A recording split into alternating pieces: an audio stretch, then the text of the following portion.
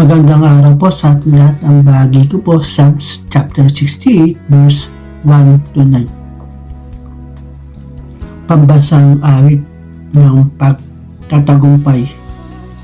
Awit na kanta ni David upang awitin ang punong mga awit. Magbangon ka, O Diyos, kaaway ay paghalatid at ang mga namumuhi tumakas sa kanyang piling kung paano yaong usok tinatangay ng hangin. Ngayon sila'y itataboy, ngayon sila'y papalisin.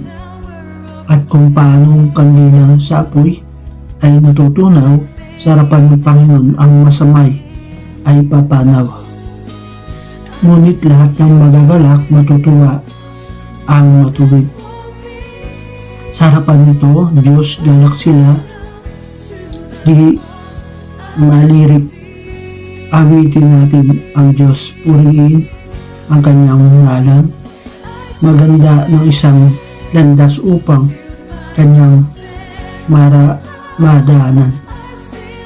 Ang pangalan niyang Yahweh, magalak na papurihan. Ang Diyos na naroon sa tahanan niya'y templo.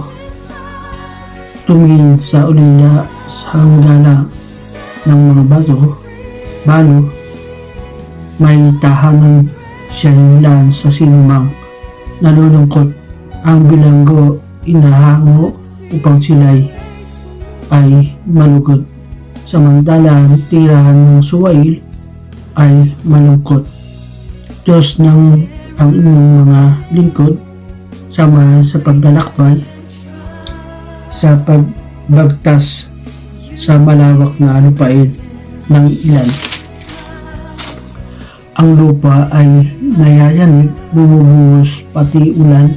Ganito ang nangyayari kapag ika'y dumaratal. Maging ang bundok ng Sinai nayanig din sa pagdating nang dumating na si Yahweh.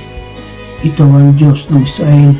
Dahil sa iyo, yaw ulan, sagana ay pumatak, lupain mong natuyo na nasnaniwa sa at umunlad. Amen. God bless po sa ating lahat. Ito mapagpalang araw sa ating lahat mga kapatid. Ang aking pong babasahin para sa ating daily devotion ay nasa Psalms chapter 68 verses 10 to 18. At doon mo pinatira yaong mga lingkod, ang mahirap nilang buhay, sa pagpapalay pinuspos. May utos na pinalalabas na si Yahweh ang nagbigay. Ang nagdala ng balita ay babaeng karamihan.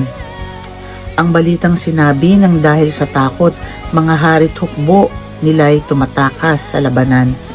Kaya ang mga babae na ang nagparte ng samsam para silang kalapati nararamtan noong pilak, parang gintong kumikinang kapag gumalaw yaong pakpak.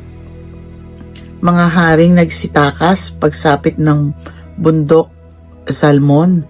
Ang yelo ay pinapatak ni Yahweh sa dakong iyon. O kay laki niyong bundok, yaong bundok nitong Bashan, itong bundok na kay raming taluktok na tinataglay. Sa tuluktok mong mataas, bakit kinukutya? Wari yaong bundok na maliit na ang Diyos ang pumili.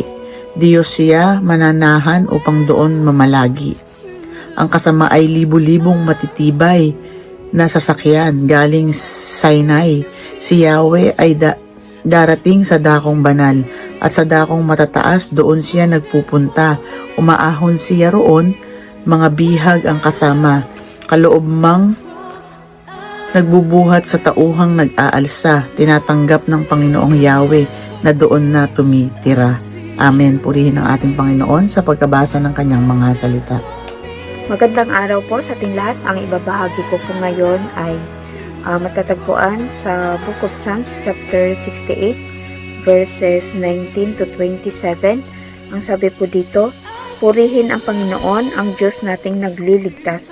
Dinadala araw-araw ang pasanin nating hawak. Ang ating Diyos ay isang Diyos na ang gawa ay magligtas. Si Yahweh ang Panginoon nating lahat. Sa bingit ng kamatayay, hinahango tayo agad. Mga ulo ng kaaway ay babasagin ng Diyos kapag sila ay nagpilit sa kanilang gawang buktot. Si Yahweh ang nagsasalita, ibabalik ko sa iyo kaaway niya nasa Basan. Hahanguin ko nga sila sa gitna ng karagatan, upang kayo'y magtampisaw sa dugo na bubuhos. Sa dugo nilang yaon, pati aso ay hihimod. Mamamasdan ng marami ang lakad mong matagumpay. Pagpasok ng Diyos kong hari sa may dako niyang banal. Sa unahay umaawit, tumutugtog sa hulihan. Sa gitna'y nagtatamburin ang babaeng karamihan. Ang Diyos ay papurihan kung magtipong sama-sama. Buong lahi ng Israel, papurihan ninyo siya. Yaong lahi ni Benjamin, maliit may nangunguna. Kasunod ay mga puno at pulutong nitong Juda. Mga puno ng Sibulon at Neftali kasunod na. Amen. Purihin po ang Panginoon sa pagkakabasa ng kanyang mga salita. Tayo po muli magbahagi ng ating devotion sa Psalms chapter 68 verses 28 to 35. Sabi dito, sana'y iyong ipadama ang taglay mong kalakasan, ang lakas na ginamit mo noong kami isang galang. Magmula sa Jerusalem, sa iyong tahanang templo, na pati ang mga hari dooy naghahandog sa iyo. Pagwikaan mo ang hayop, ang mailap na Ehipto, sabihan ang mga bansang parang turong may bisero. Hanggang sila ay sumuko, maghandog ng pilak sa iyo, ang lahat ng maibigan sa digma ay ikalat mo. Mula roon sa Ehipto, mga sugo ay darating, ang Ethiopia ay daupalad na sa Diyos dadalangin. Umawit sa Panginoon ang lahat ng kaharian. Awitin ang pagpupurit, si Yahweh ay papupurihan. Sila. Purihin ang naglalakbay sa matandang kalangitan. Mula rooy maririnig ang malakas siyang sigaw. Ipahayag ng balana, taglay niyang kalakasan. Siya ay hari ng Israel, magkahari siyang tunay. Yang taglay niyang lakas ay buhat sa kalangitan. Kahanga-hanga ang Diyos sa santuaryo niyang banal. Siya ang Diyos ng Israel na sa tanay nagbibigay ng kapangyarihan, lakas na kanilang kailangan. Ang Diyos ay papurihan. Purihin ang Diyos sa pagkakabasa ng kanyang mga salita.